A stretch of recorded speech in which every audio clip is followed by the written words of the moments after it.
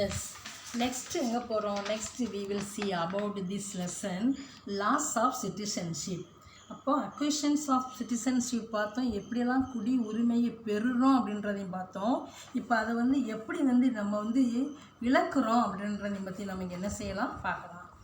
The Citizenship of Act of 1950 prescribes 3 ways of losing citizenship. அதாவது இந்த குடி உரிமை சட்டம் 1955 அப்படி அது பிரகாரம் ஒருவர் தன்னுடைய குடி உரிமையை கூட என்ன செய்யலாம், இந்த சட்டத்தின் மூலமாகவோ அல்லது அரசியலமைப்பின் கீழ் முன்னுரிமையால் பெறப்பட்டதாகவோ இருக்கும் பட்சத்தில் அவங்களுக்கு என்ன செய்யலாம், 3 விதமான வழியில் அவங்க என்ன செய்யலாம், அதை இழக்கிறாங்க. இட் அண்டர் த ரெனவுன்சியேஷன்ஸ் மீன் குடி உரிமையை துரத்தல். நெக்ஸ்ட்டு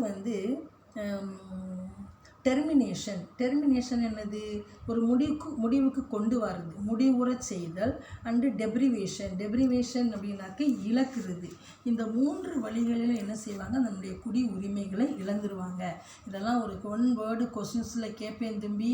லாஸ் ஆஃப் சிட்டிசன்ஷிப்பில் இருக்கக்கூடிய அந்த 3ஐயும் அண்டர்லைன் பண்ணி வச்சு படிங்க, சரிங்களா? S, okay. நெக்ஸ்ட்டு போயிடலாமா? 2 லைன் வருதா? Next one we learn about fundamental rights.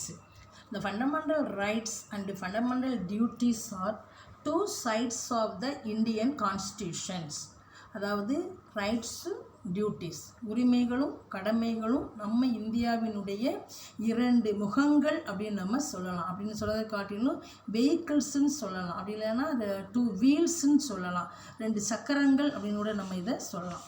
அதில் ஃபஸ்ட்டு ஒன் என்ன அப்படின்னு பார்த்தோம்னா, பார்ட் 3 இருக்கக்கூடிய ஆர்டிகிள்ஸ், அதாவது 12 to 35 அது வரைக்கும் இருக்கக்கூடிய சட்ட பிரிவுகள் இந்த அடிப்படை உரிமைகளை பற்றி நமக்கு என்ன செய்யுது, எக்ஸ்பிளைன் பண்ணுது. இந்த 12 to 35 articles explains about fundamental rights in part 3. What are they? They are right to equality, right to freedom, right against exploitation, right to religion, cultural and educational rights. The last one is the right to constitutional remedies. Right to equality. Boys, next to move. The right to equality. இங்கே வந்துருங்க தம்பி எல்லாரும். Right to ஈக்குவாலிட்டினா என்னன்னு பாருங்க, சமத்துவ உரிமை அப்படின்னு சொல்கிறாங்க. Article 14 explains the equality before law. Article 14 அப்படின்றது என்ன சொல்லணும்னா, சட்டத்தின் முன்பு அனைவரும் சமம் அப்படின்ற ஒன்று சொல்லுது. Article 15 explain the prohibition of discrimination on grounds of religious, race, caste, sex or place of birth. அதாவது பிரிவு 15 எதை பற்றி சொல்லுது அப்படின்னா, மதம், இனம், ஜாதி, பாலினம், பிறப்பிடம் இவற்றின் அடிப்படையில் பாகுபடுத்தப்படுவதை, அதாவது பெரியவங்க, உயர்ந்தவங்க, தாழ்ந்தவங்க அப்படின்னு சொல்கிறது அது என்ன செய்யுது, தடை செய்யும். Article 16 explain about equality of opportunity in matters of public employment. பொது வேலை வாய்ப்புகளை சமமான இடங்களை அளிப்பது, இதை பற்றி சொல்கிறது தான் இந்த ரைட் டு ஈக்குவாலிட்டி. நெக்ஸ்ட்டு எங்கே போகிறோம், right to freedom. Article 19 explains about the freedom of speech, and expressions, assembly, association, movement, residence and professions. அதாவது சுதந்திர உரிமை அப்படின்னு சொல்லுவாங்க. பேச்சுரிமை, எழுத்துரிமை வேணும்னு ஃபஸ்ட்டு நம்ம இந்தியா விடுதலை ஆன உடனேயே 2 மட்டும்தான் கேட்டிருப்பாங்க. ஒன்று பேச்சுரிமை வேணும், இன்னொன்று எழுத்துரிமை வேணும் அப்படின்னு சொல்லி. அது மாதிரி இந்த ஆர்டிகல் 19 அப்படின்றது என்ன சொல்லணும்னா, பேச்சுரிமை, கருத்துக்களை தெரிவிக்கக்கூடிய உரிமை, அமைதியான முறையில் கூட்டம் கூடுவதற்கான உரிமை, சங்கங்கள் அமைப்புகளை ஏற்படுத்தக்கூடிய உரிமை, இந்திய நாட்டிற்குள் விரும்பிய இடத்தில் மக்கள் வசிக்கக்கூடிய உரிமை, தொழில் செய்யும் உரிமை. இப்போ நம்ம இந்தியாவுக்குள்ளே யார் வேணாலும் வரலாம் போகலாம், ஆனால் நம்ம வெளிநாடுகளுக்கு என்ன செய்ய முடியாது, நம்ம போக முடியாது. அதே மாதிரி என்ன செய்கிறாங்கன்னா சுதந்திர உரிமை அப்படின்ற ஒன்றையும் என்ன செய்கிறாங்க, நம்ம இந்தியாவுக்கு கொண்டு வர்றாங்க. Third one is right against exploitation, அதாவது சுரண்டலுக்கு எதிரான உரிமை அப்படின்னு அதை சொல்லலாம். Article 23 explains about the prohibitions of traffic in human beings and forced labor. Article 24 explains the prohibition of employment of children in factories, etc. அதாவது கட்டாய வேலை, கொத்தடிமை முறை, மனித தன்மையே இல்லாத முறையில் வந்து பீப்புள்ஸை வந்து ஹேண்டில் பண்ணுறது, இந்த மாதிரியெல்லாம் என்ன செய்யக்கூடாது, இருக்கக்கூடாது. அதான் சுரண்டலுக்கு எதிரான உரிமை. தொழிற்சாலைகளை ஆபத்தான இடங்களில் விளைவிக்கக்கூடிய இடங்களில் வேலை பார்க்கக்கூடிய குழந்தைங்களை வந்து என்ன செய்கிறது, ஃபோர்ஸ் பண்ணுறது, ஒரு 8 hours வேலையை வந்து 12 hours அப்படி வந்து மாற்றுறது, இந்த மாதிரியான அவங்களுக்கு ரிச்சஸ்ட் பீப்புள்ஸாக இருக்கிறவங்க நிறைய வேலைகள் செய்யணும், குறைவான கூலி கொடுக்கணும் தான் எதிர்பார்ப்பாங்க. அதுவும் ஒரு எக்ஸ்ப்ளாய்டேஷன் அப்படின்னு நம்ம இதை சொல்லலாம். ரைட் டு ரிலீஜியன், அதாவது சமய சார்பு உரிமை அப்படின்னு அதை நம்ம சொல்லலாம். Article 25 explains about freedom of conscience and free professions, practice and propagations of religions, அதாவது எந்த ஒரு சமயத்தினை ஏற்றுக்கொள்ளணும், பின்பற்றணும், பரப்பக்கூடிய உரிமையும் இருக்கணும்னு இந்த ஆர்டிகல் 25 நமக்கு எக்ஸ்பிளைன் பண்ணுது. Article 26 explain freedom to manage religious affairs, அதாவது சமய விவகாரங்களை நிர்வகிக்கக்கூடிய உரிமைகளையும் இந்த 4th ரைட் டு ரிலீஜியன்ஸ் நமக்கு எக்ஸ்பிளைன் பண்ணுது. The 5th one is the cultural and educational rights, அதாவது கல்வி கலாச்சார உரிமை அப்படின்னு நம்ம இதை சொல்லலாம். Article 29 explain the protections of language, script and culture of minorities, அதாவது சிறுபான்மையினரின் சிறுபான்மையினராக இருக்கக்கூடிய, அதாவது ரொம்ப மைனாரிட்டியாக இருக்கிறவங்க, அவங்களுடைய எழுத்து, மொழி மற்றும் கலாச்சாரத்துக்கு கட்டாயமாக என்ன செய்யணும், பாதுகாப்பு தரணும். அதான் கல்வி. Article 30 right to minorities to establish and administer and educational institutions, சிறுபான்மையினரினுடைய கல்வி நிறுவனங்களை நிர்வகிக்கக்கூடிய உரிமை, அதாவது அவங்களுக்கு எஜுகேஷன் ரைட்ஸ் வந்து நிறைய கொண்டு போகிறது. அதுதான் வந்து இந்த 5th ரைட்ஸ் வந்து நமக்கு எக்ஸ்பிளைன் பண்ணுது. Last one is right to constitutional remedies. இதுதான்டா தம்பி கொஞ்சம் நீளமாக இருக்கும். அரசியல் அமைப்புக்கு உட்படுத்தப்பட்டு தீர்வு காணக்கூடிய உரிமை அப்படின்னு இந்த கான்ஸ்டியூஷனல் ரெமிடியை நம்ம சொல்லலாம். Article 32 explain it allows individual to seek redressal for the violations of their fundamental rights. அதாவது 32 என்ன சொல்லுது பிரிவுனா, தனிப்பட்டவரின் அடிப்படை உரிமைகள் பாதிக்கப்படும் போது நீதிமன்றத்தை அணுகி கோர்ட்டை நாடி அவங்க என்ன செய்யலாம், அந்த உரிமையை அவர்கள் பெறலாம். ஒரு தனி மனிதனாக இருக்கிறவங்களுக்கு அவங்களுக்கு கிடைக்கக்கூடிய உரிமைகள் ரைட்ஸ் கிடைக்கல அப்படின்னா அவங்க என்ன செய்யலாம், கோர்ட்டை நாடி தேடி போய் அதுக்கான உரிமையை அவங்க என்ன செஞ்சுக்கலாம், பெற்றுக்கொள்ளலாம். இது எல்லாத்தையும் தான் நம்ம என்ன சொல்கிறோம், ஃபண்டமெண்டல் ரைட்ஸ் அப்படின்னு சொல்கிறோம். Again right to constitutional remedies. Article 32 article 32 சட்டப்பிரிவு 32 அப்படின்றது அரசியல் அமைப்புக்கு ஒரு தனி மனிதனாக இருக்கிறவங்க உட்பட்டு தீர்வு காணக்கூடிய முறைகளை எதன் மூலமாகலாம் பெறலாம் அப்படின்றத இந்த 32 வந்து கிரேட்டஸ்ட்டாக என்ன செய்யுது, எக்ஸ்பிளைன் பண்ணுது. ரிட்டு, இது வந்து ரைட்டுன்னு யாரும் வாசிக்கக்கூடாது தம்பி, ரீட் பண்ணக்கூடாது. ரிட்டுனா மனு போடுறது. A writ is an order or command. Very simple தம்பி. A writ is an order or command issued by a court in writing under its seal. சும்மா வெறுமனை மீன் கொடுக்கறது கிடையாது தம்பி.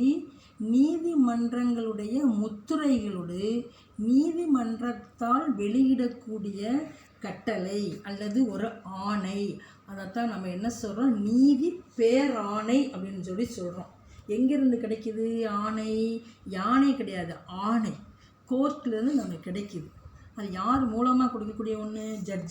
ஜட்ஜ்மெண்ட்டு நமக்கு தர்றார். அதுதான் அது பேர் நீதி பேராணை அப்படின்ற ஒன்று இந்த ஆர்டிகல் 32 நமக்கு எக்ஸ்பிளைன் பண்ணுது.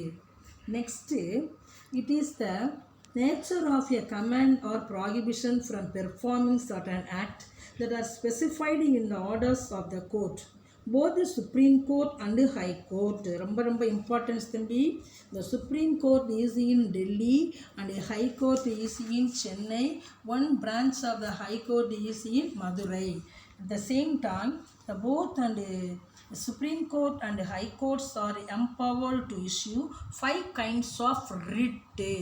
5 வகையான பேராணைகளை வெளியிடுவது ஹைகோர்ட்டுக்கும் சுப்ரீம் கோர்ட்டுக்கும் ஒரே மாதிரியான டீலிங்கில் தான் அது போகும்.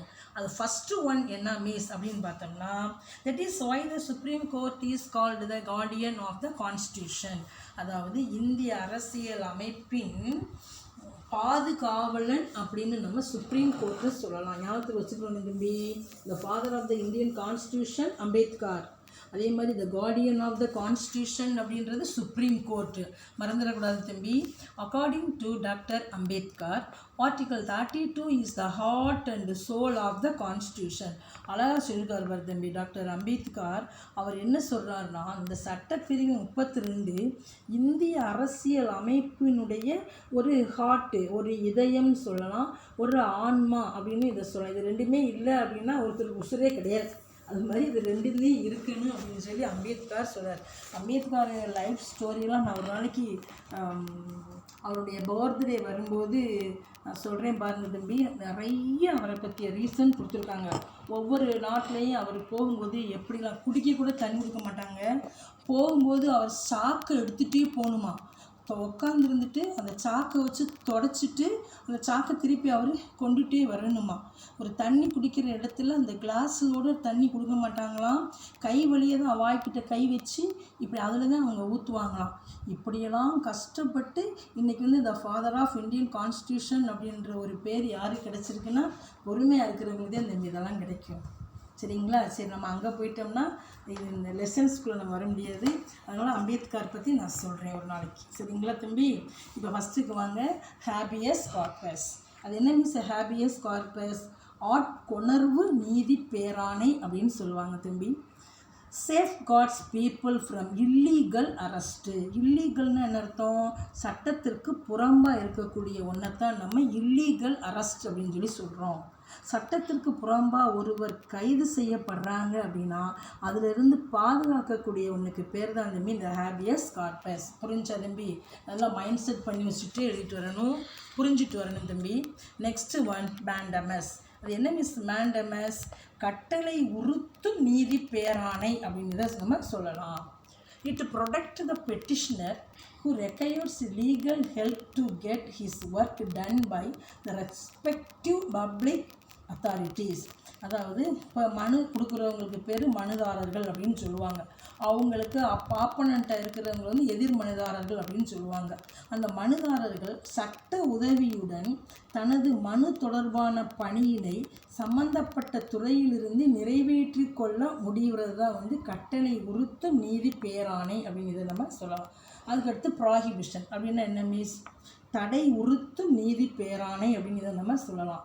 It prohibits a subordinate court from acting beyond its jurisdiction. அதாவது ஒரு கீழ் நீதிமன்றம் தனது சட்ட எல்லையை தாண்டி செயல்படுத்துவதை இது என்ன செய்யும்? தடுக்கும். ஒரு ஜட்ஜ்மெண்ட்டு, ஒரு ஜட்ஜாக இருக்கிறவர் என்ன நீதி சொல்லணுமோ அதை மட்டும்தான் சொல்லணும். அதுக்கு புறம்பாக அவர் இருந்தார் அப்படின்னாக்கா அதை கண்ட்ரோல் பண்ணக்கூடிய ஒரு பவர் இதுக்கு இருக்குது அப்படின்னு சொல்லி சொல்கிறாங்க.